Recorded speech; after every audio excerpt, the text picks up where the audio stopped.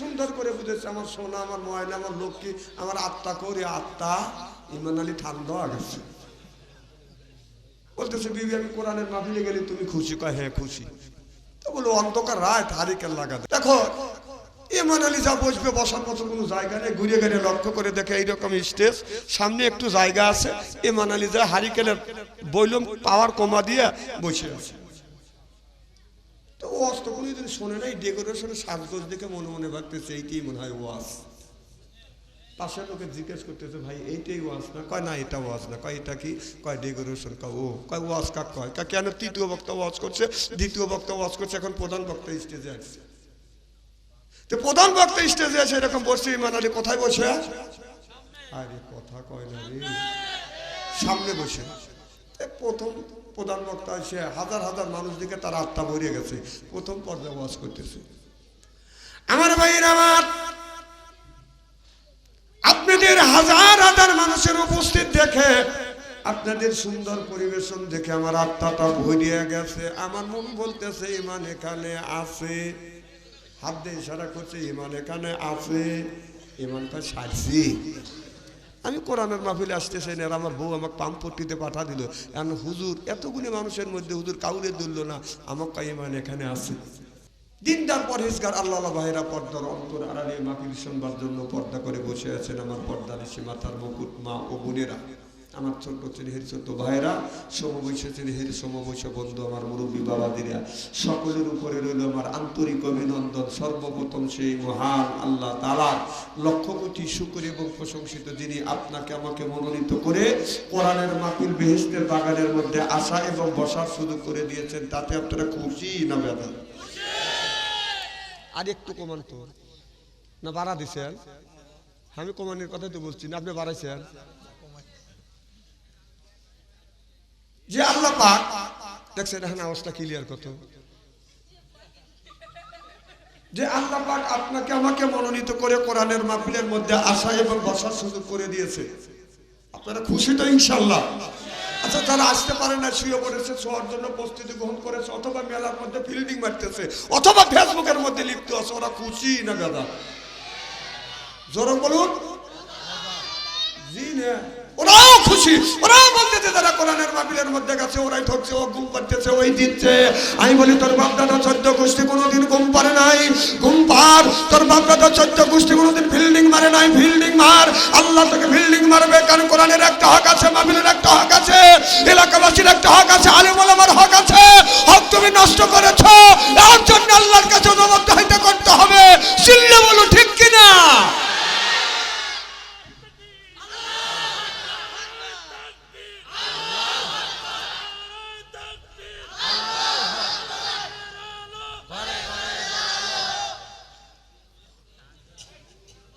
ওদের চাইতে লক্ষ লক্ষ কোটি কোটি গুণ দয়া করে মায়া করে কোরআনের মাহফিল বেহেশতের বাগানের মধ্যে আসা এবং বসার সুযোগ করে দিয়েছেন। সকলেই সমস্বরে উচ্চ কণ্ঠে বলুন আলহামদুলিল্লাহ।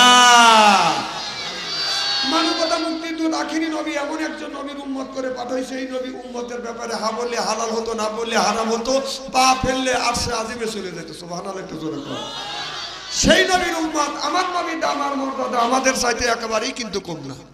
এই নবীর উম্মতকে যদি আল্লাহ দুজকে দেয়, আমার নবী শাহাদাত আঙ্গুল ইশারা করে বলবে ইয়া আল্লাহ, তোমার যেই বান্দাকে জাহান্নামে দিয়েছো তোমার ওই বান্দা হচ্ছে আমার দলের লোক, আমার দলের কর্মী। আল্লাহ বলবে ফেরেশতা দাঁড়াও, আমার যেই বান্দাকে জাহান্নামে নিয়ে যাচ্ছ এই বান্দা হচ্ছে আমার বন্ধুর দলের লোক, আমার বন্ধুর দলের কর্মী। আমি আল্লাহ আমার অর্ডার ক্যান্সেল করে পুনরায় অর্ডার দিলাম জাহান্নাম নয় জান্নাত পর্যন্ত পৌঁছা দেব। সুবহানাল্লাহ। সেই নবীর দল করার জন্য কারা কারা রাজি? দুই হাত দান করে তাকবীরুল্লাহর সাথে দেখান তো দেখি।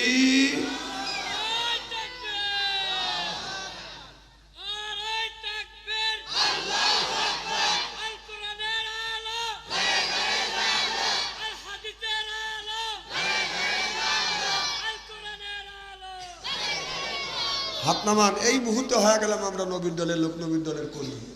দুনিয়ায় যতগুলি নেতা আছে প্রত্যেকটা নেতার কর্মী নেতাকে জানাই ওয়েলকাম, স্বাগতম, শুভেচ্ছা। বাংলার জমিন থেকে শাহজাদপুর থানার অন্তর্গত পুরান 33 জামে মসজিদের উন্নতি কল্পে বসে নবীর প্রতি জানাতে চাই লক্ষ কোটি দরুদ ও সালাম। সকলেই পড়ুন সাল্লাল্লাহু আলাইহি ওয়াসাল্লাম। সর্বপ্রথম জানতে চাবেন ভাইরা, আপনারা সকলে ভালো আছেন? আল্লাহ আপনাদের দোয়ায় আমাকে সুস্থভাবে সহিভাবে আপনাদের সামনে উপস্থিত করেছেন। তবে আপনাদের পবিত্র জবান থেকে এ গুনাহগার বাচ্চু আনসারির জন্য খাস করে দোয়া করুন। অল্প সময় হলেও যেন কোরআন আর হাদিস থেকে বাস্তব ভিত্তিক দু চারটি কথা আমার মুনিব, আমার রব, আমার সৃষ্টিকর্তা, আমার বিধানদাতা, আমার রিজিকদাতা আমার জবান থেকে যেন বের করে দেয়। সকলেই কোন আমিন। আর একটিবার বলুন, একটু জোরে বলুন। আমি আপনাদের কাছ থেকে দোয়া চেয়ে নিয়ে আপনাদের সার্বিক আর মঙ্গল কামনা করে আলোচনা শুরু করছি ইনশাআল্লাহ। আজ এখানে কোরআনের মাহফিল হচ্ছে, তাফসীর হচ্ছে। বাইরে থেকে অনেক মানুষ আসছে। বাড়ির পাশে এমনও মানুষ আছে দেখেন আরামে ঘুম পাড়তেছে। ওদের বিয়ে নিয়ে এসে খালি গল্প করে যাচ্ছে।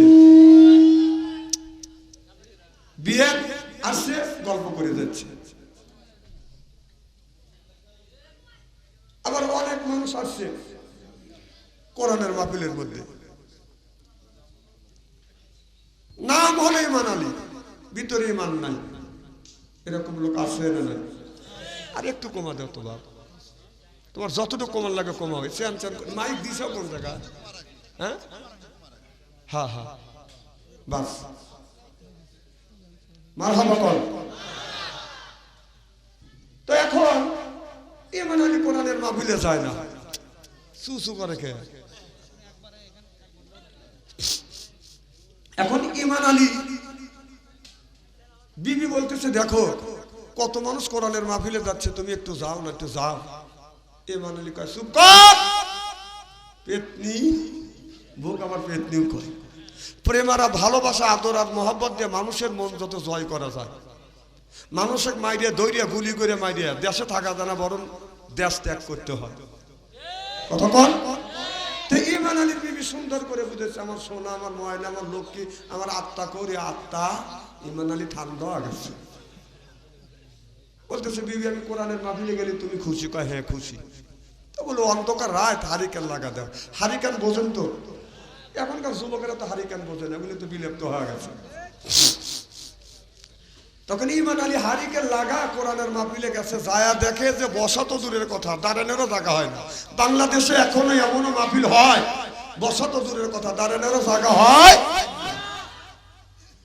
দেখো ইমান আলী যা বসবে, বসার মতো কোনো জায়গা নেই। ঘুরে ঘুরে লক্ষ্য করে দেখে এইরকম স্টেজ, সামনে একটু জায়গা আছে। ইমান আলী যা হারিকেনের বইলম পাওয়ার কমা দিয়ে বসে আছে। তো ওয়াজ তো কোনোদিন শোনে নাই, ডেকোরেশনের সাজগোজ দেখে মনে মনে ভাবতেছে এইটাই মনে হয় ওয়াজ। পাশের লোকে জিজ্ঞেস করতেছে, ভাই এইটাই ওয়াজ না? কয় না এটা ওয়াজ না। কয় এটা কি? কয় ডেকোরেশন। কয় ওয়াজ কাক কয়? কেন তৃতীয় বক্তা ওয়াজ করছে, দ্বিতীয় বক্তা ওয়াজ করছে, এখন প্রধান বক্তা স্টেজে আসছে। তো প্রধান বক্তা স্টেজে আছে এরকম বসছে, ইমান আলী কোথায় বসে? আরে কথা কয় না রে, সামনে বসে। প্রথম প্রধান বক্তা এসে হাজার হাজার মানুষ দিকে তার আত্মা ভরে গেছে, প্রথম পর্যায়ে ওয়াজ করতেছে। আমার ভাইয়ের, আমার আপনাদের হাজার হাজার মানুষের উপস্থিত দেখে, আপনাদের সুন্দর পরিবেশন দেখে আমার আত্মাটা ভরিয়ে গেছে। আমার মন বলতেছে ইমান এখানে আছে। হাত দিয়ে ইশারা করছে, ইমান এখানে আছে।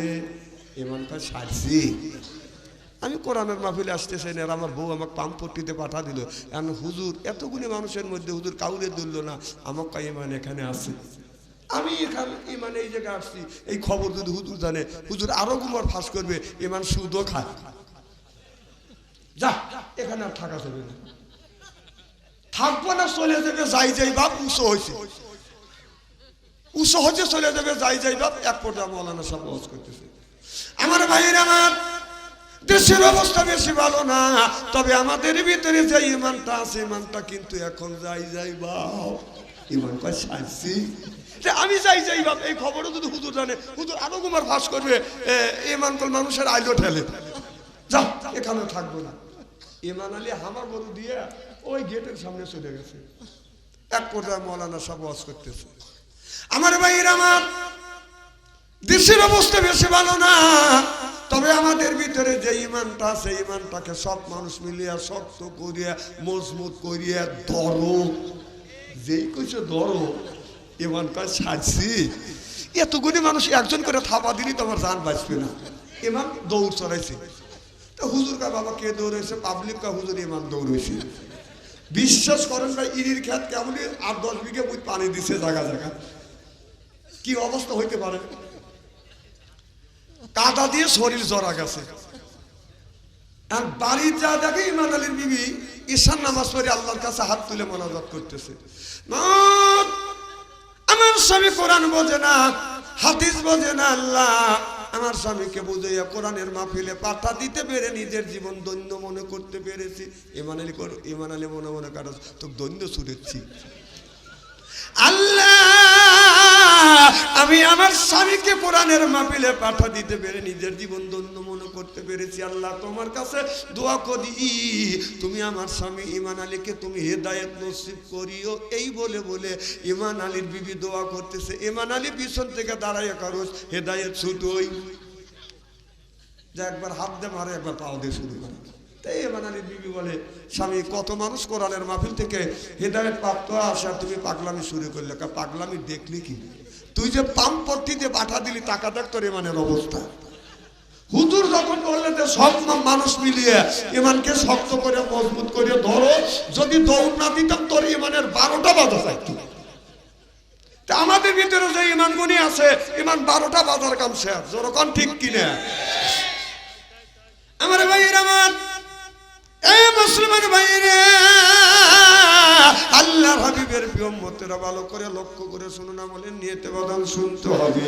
আল্লাহর নবী একদিন মসজিদের বারান্দায় মন খারাপ করে বসে আছে। আল্লাহ রাসূলের মন খারাপ আল্লাহ সহ্য করতে পারে না, কারণ হাদিস শরীফের মধ্যে দেখছি যে এই মানুষটা নামাজ পড়বে, নামাজ পড়ে বাদান মারা যাবে, আল্লাহ তার কবরটা ফুলের বাগান বানাবে। যখন আল্লাহু আকবার। আর একটু কমা দেও তো দেখি, আপনারা কি শুনতে পারতেছেন না? তাহলে আপনাদের অসুবিধা কি? আমার যদি অসুবিধা নয়, আপনাদের অসুবিধা আছে নাকি? আমার ভাইয়ের, আমার ভালো করে লক্ষ্য করে শোনো বাবা, আমার যে বয়সটা আল্লাহ দিছে, এই বয়সটা যদি পাওয়ার দেন ও সহ্য করতে পারে না। এই মাইকের ভোল্টেজ আছে হলো আপনার 12 সাড়ে 12, আর আমি দড়ি কথা বলি হলো 14 সাড়ে 14, উঠে যায় 18 19। তো ওর সামনে কুলে নেজো আছে ছোট 8টা।